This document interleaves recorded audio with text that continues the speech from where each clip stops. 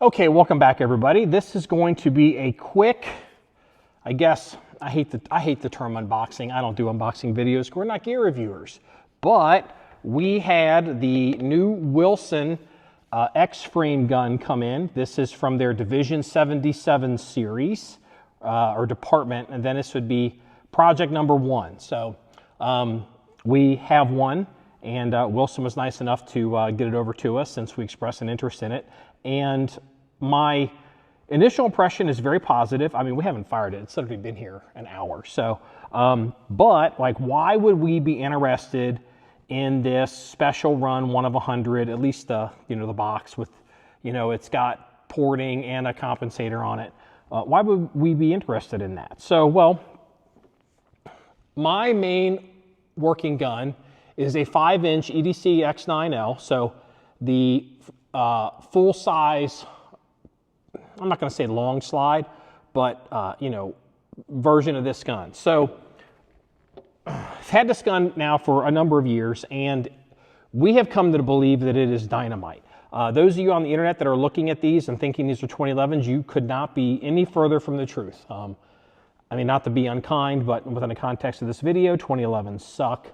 They're over-railed, they're over-lugged, and the magazines that, it's a 45 sized magazine that's stuffed with a 9mm round, and I've said it all before, so don't need to say that again. But this is the only one of these guns that I own. So the argument would be, if I was, say, traveling at a training, or I was at some kind of function where I didn't have access to our regular armory, it would be nice to have a backup gun. And so, I had a hard time justifying having a second X9L, and I like 5-inch 1911s, and so their their Experior 4-inch and 4 1/4 inch, or the the EDC X9, the original 4-inch gun. I think it's a 4-inch gun.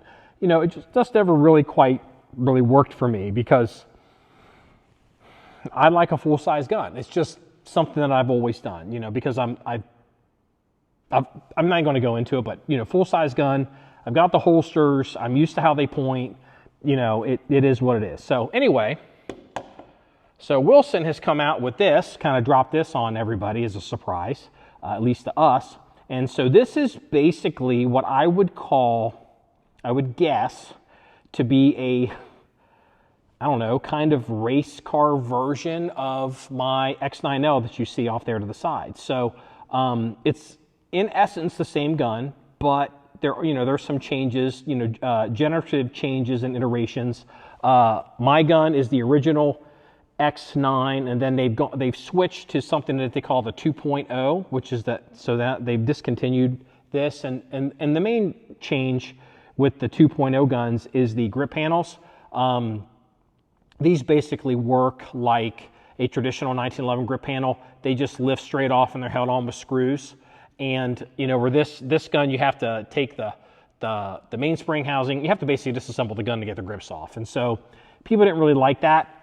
Wilson did this to try to keep the size down, because that's one of the things that Wilson wanted to do, is they wanted to keep these guns from being stupid fat like 2011s. Well, they've saved enough space. They realized that people wanted grip panels, and it even got to the point with some of these guns that they have the SF series, the X-framed SF, which is solid frame, and basically Wilson is selling these guns not from Division 77, but they don't even have the grip panel, it's just solid. And to give you an idea what we're talking about here, what I'm comparing this to, and I'm going somewhere with this, I promise. You're like, what does this have to do with the D77? Is 2011s are so stupid fat that, I can handle them, because I'm a larger guy with larger hands, but I'd say 30% of the population can't deal with large framed guns like that. The solid frame gun is so thin, it's actually too thin for my hands. And so it's like, that's saying something. So this gun coming out with the grip panels and, some features that I definitely want. Like, I definitely want an accessory rail, because I believe in running lights and stuff on a gun, especially if you're going to take a no light, low light class. I definitely believe most guns should have a red dot cut for a red dot. I'll come back to this in a minute. And then this gun is a first, at least in the X-Frame series of Wilson, is it's actually ported and it has a compensator on it. I guess that would be a two, if you can see that, a 2-chamber compensator. Is that how you talk that? And then, you know, I guess that would kind of be porting there at the top, and then it comes up out of the top of the gun. And they're claiming that this gun has a 43%, I would say, perceived muzzle flip recoil difference than the standard X9. Well, keep in mind the standard X9 gun in that chart would be a 4-inch gun, but still, I'm sure this gun will recoil less, will have less muzzle flip than my gun off here to the side. But what's interesting about this gun is when I contacted Wilson about this, because one thing that would have been a deal breaker is I asked them what the spring weight is on this gun, because a lot of these compensated guns in 9mm and 2011s, because they're over-railed, over-lugged, they have to run really light springs in them. And you've got guys, we've had them show up here, that are getting these comped guns with these 7-pound springs in them and, you know, carrying them for duty, and I think that's insane. This gun, even though it's comped, has got a 12-pound spring in it. I was like, well, that's really interesting. So it's like, so I could basically have a backup to the full-size gun, but maybe get some features and some functionality that I could play with on the range, but, you know, in a pinch, press this into service if I need to actually have it as a, you know, a real working gun. I will be testing this gun, shooting it from high pectoral index to see if it blasts me in the eyes. Anyone that's ever shot police qualifications will know exactly what I'm talking about with ported guns. But let's go into some other stuff on this. Back to the grips. The original X-Frame guns, the EDC X9s, they used what they call an X pattern for the grips, and then Wilson had come out with a track pattern, which we have it on an Experior, and it is my opinion that the track pattern is superior. It is more aggressive than the X pattern, and but it still doesn't tear up your hands. I mean, I could carry a cheese grater. I like really aggressive, you know, texture on my guns. This gun, the Division 77 Project 1 gun, I'm telling you, out of the box, this thing just, because they're using the track patterns even on the grip handles and on the front and the back straps, this thing, I mean, it feels dynamite. I can just tell that it's going to really suck into the hands there. And so that's a huge win. That's a huge bonus. Comes with a flat face trigger. Not really used to that on the X-Frame guns, but I don't think that's going to be a big issue. This comes with 3 magazines, which, you know, I think all real working guns should come with 3 magazines.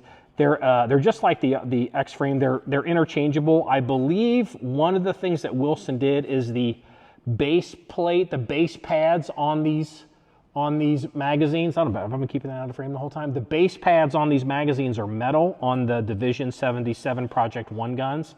But, you know, there's really no difference, and you can use them. I did ask Wilson if they had plans to come out with anything larger than 18 rounds, because again, I know a lot of the 2011 type people would like more rounds in their guns. How do I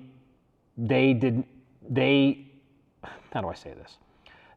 They did not tell me that they had any higher capacity magazines planned, but it wasn't a firm no either. So I'm not saying that something's coming, you know, but this gun's going to be around a long time. You never know what's going to happen.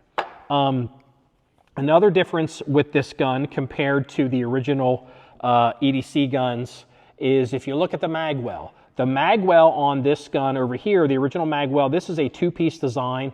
Basically, you could get the EDC X9 guns, and then you could have the frame slightly cut, and then they would slide this magazine well on the gun. And one of the appeals of this magwell design, if you can see, it's kind of got an odd shape to it, but I'm telling you, it really works out well. It works great as a magwell, but for the 15-round like flush magazines, you can still put them in the gun and get to them and rip them out.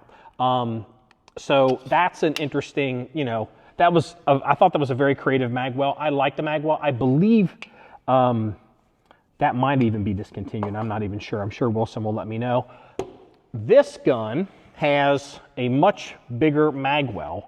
So I would look at this as more of like a racy style magwell, and, you know, like a race kind of gun. And again, it's got the way they've got the pads on the magazines, it's easier to even rip them out. So I don't know if a 15-round magazine would really work in this.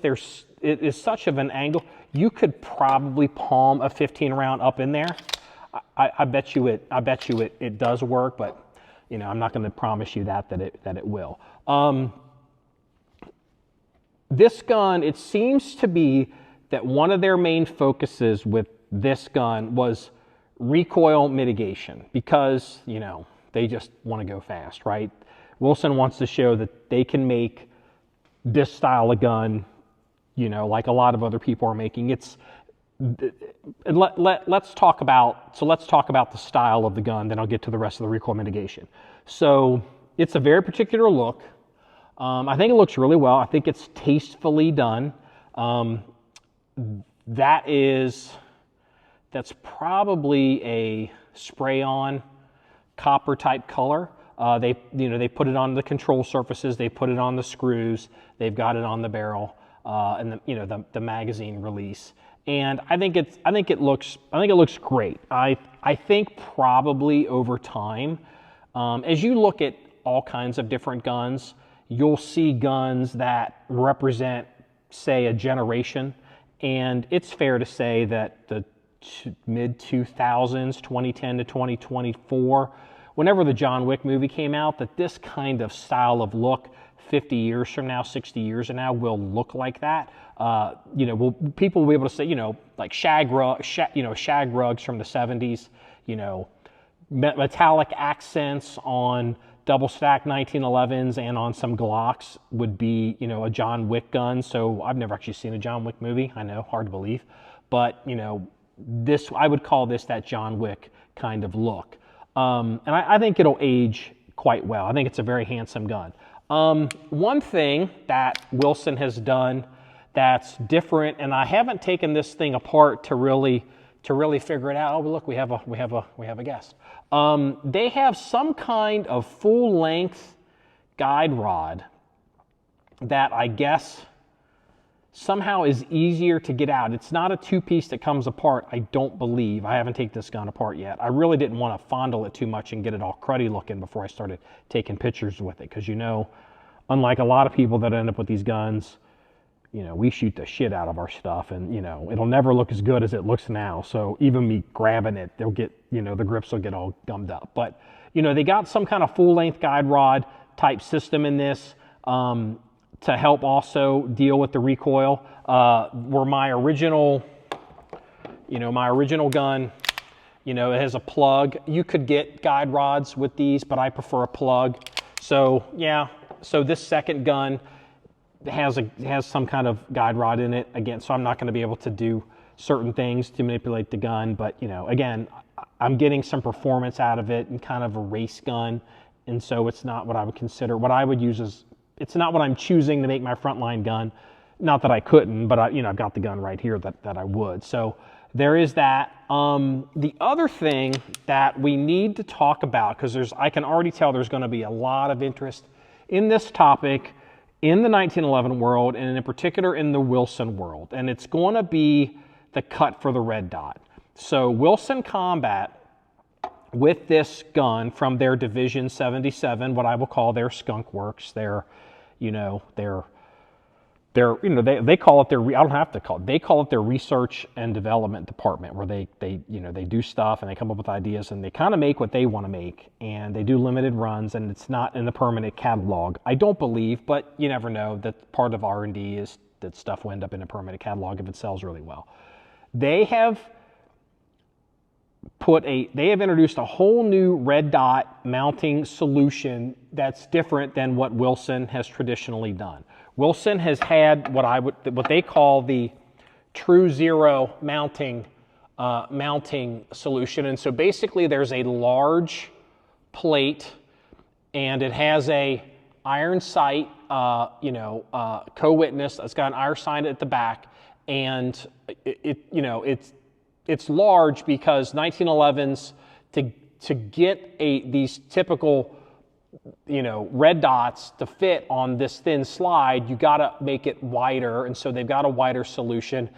So to be able to do that, and they've designed this so it's overbuilt, so these don't come off, they don't fail like a lot of these cheap aftermarket, red dot mounting plates. I mean, we don't have to, beat a dead horse here, but a lot of people running red dot mounting plates on Glocks or on 2011s, there's all kinds of drama with shit failing all the time. The stuff with the Wilson doesn't fail, but a lot of people feel like it's maybe a little bit too big. Wilson has taken it upon themselves on this limited run only. I have no indication they're going to do this on the regular line. As a matter of fact, I would assume they are not. With this gun over here, so the red dot system, not only have they not done the true zero mounting plate that they offer, they have moved the entire mounting system farther back. Their justification is it gets the objective of larger red dots farther from the chamber, and maybe keeps them a little bit cleaner or keeps them from being hit by brass. You can see on this gun, I have an SRO.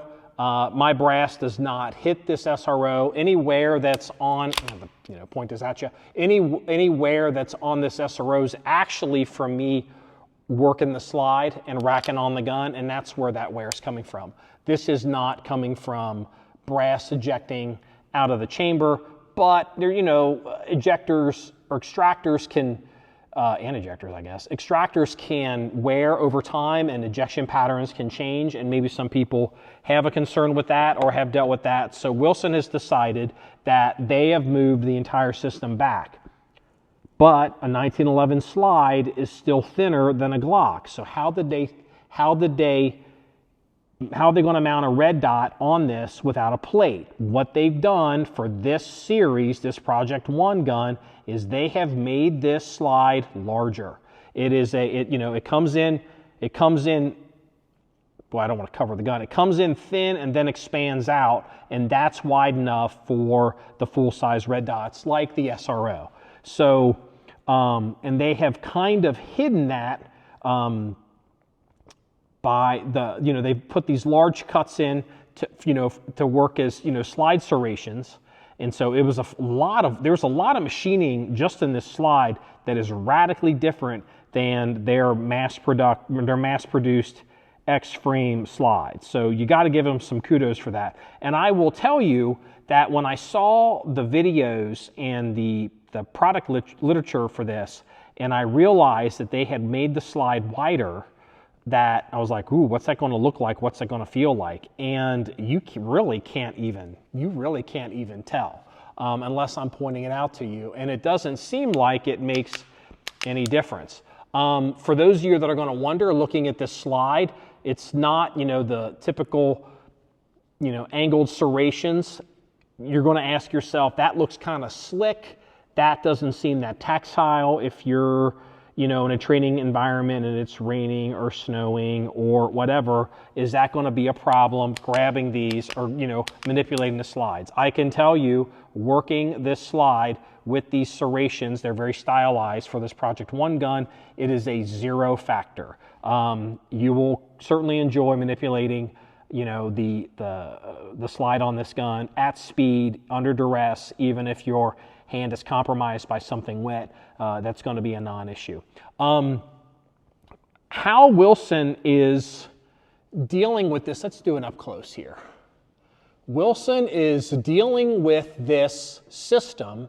They're using, I guess, pins and bosses. And if you open up the on the case, there's a series of inserts that will go in, and I haven't quite figured out what there's a metal tool, I guess. I'm not quite certain exactly what that's for. I haven't actually messed with that system yet, but I am told that their system of pins will accept roughly 90% of all red dots on the market. So you don't have to buy a bunch of plates. I don't have to call Wilson Combat and go, I have X plate, I have an RMR plate or a whatever plate, and so, you know, I've got, you know, I need that. And so what this has also done, since this is easily adjustable and easily switched out, what Wilson has done is they have added a plate. I'm going to have to lift this up the hard way. They send a plate with these guns, you can see it, that has a ledged rear sight on it. So you can switch this gun very easily back and forth from a red dot to irons, kind of reminiscent of the iOS system from Nighthawk, just to give you an idea. So if you're somebody that isn't really 100% sure that you want to deal with a red dot, or maybe you are somebody who wants to shoot a certain amount of time with a red dot and then you want to switch back to irons, this is your setup for sure. Another thing, looking at that iron sight and the plate system that they've got for the pins, is you will notice, I should have brought a tool. 1911 guys will know this. There is a firing pin stop on, you know, the back of this slide, and you see the machine lines to where that comes out. Well, on the plate for the iron sight, what they've done, they have a picture of it. They have a picture of it in the box, and so I'm going to show you the picture. On the iron sight, see up there at the top, the iron sight has the firing pin stop built into it, and it kind of functions as a lug for the iron sight plate, which I thought was pretty interesting. So looking at this gun, you can really tell that Wilson has come up with a lot of custom things to make stuff work, and you can see why maybe they don't want to make this gun, you know, mass produced. I know this is a limited run of 100 with this box. They may carry this in their line, you know, some variation of it full time, and Wilson's committed to that. And you just got to really hand it to them if they're going to do that. Now let's talk about the iron sights, because if you're going to have a red dot, are you going to co-witness them, or if you're going to be able to switch them, are you going to go back and forth? For example, on this gun, you can see suppressor height sight on the X-frame guns. See if we can, let's show you this. On the X-frame guns, the front sight on the Wilson guns, that you can unscrew the front sight and change them out fairly easily. It's not dovetailed in, and you know, so you could go from a gold bead to, you know, a fiber optic to a tritium to whatever you want to do, and whether you want a tall sight, a short sight, or a different height for a different situation. So on this gun, you will notice, since there's a compensator in the way, they don't want to have the sight up here because it's probably going to get all bunged up or melted or damaged or coated by the blast. So they have moved the sight farther back and left it on the top of the slide. This is, as I recall, is this a cover or is this a blanking plate? I know I haven't looked at the Wilson catalog in about a year, but Wilson sells various inserts to, I don't know if that's like a plate that comes off and covers a small sight, but you can change out the sights, but you will notice that the hole to get to the sight in the frame is recessed farther back on the Project 77 or Division 77 Project 1 gun, I'm probably used to saying that, than it is on the standard X-frame guns. So that's very user serviceable. And I guess that will kind of bring me to the final observation about this, and then we'll go ahead and close this out because I just wanted to get this up so people can see up close pictures of this gun. There's going to be some folks that are interested in the limited 100, you know, there's a limited edition first 100 guns come in this case, and then follow-on guns are not going to come in this special limited edition case. If you are one of those kinds of people who wants the limited edition gun and you want the, you want the case and you want to, because you collect that kind of stuff, when you get this case, you are going to be shocked at how heavy this case is. This thing is heavy. I guess it's metal. If it's, it's lined. I've already scratched it up. So if you are somebody that likes the fancy limited stuff, and if there's 100 of them out there, and if there's 100 perfect of them out there, they're not going to be that valuable. Well, I don't know about everybody else, but I can tell you right now that there'll be 99 of them perfect out there, because we are going to be running this gun hard and probably scratching the case. So we'll go ahead and close this out for now. So if you want to see any more stories or pictures or links of this gun or anything like this, please go to our website at John1911.com. That's JOHN1911.com. Remember, it's all about shooting guns and having fun. Everybody, have a good night.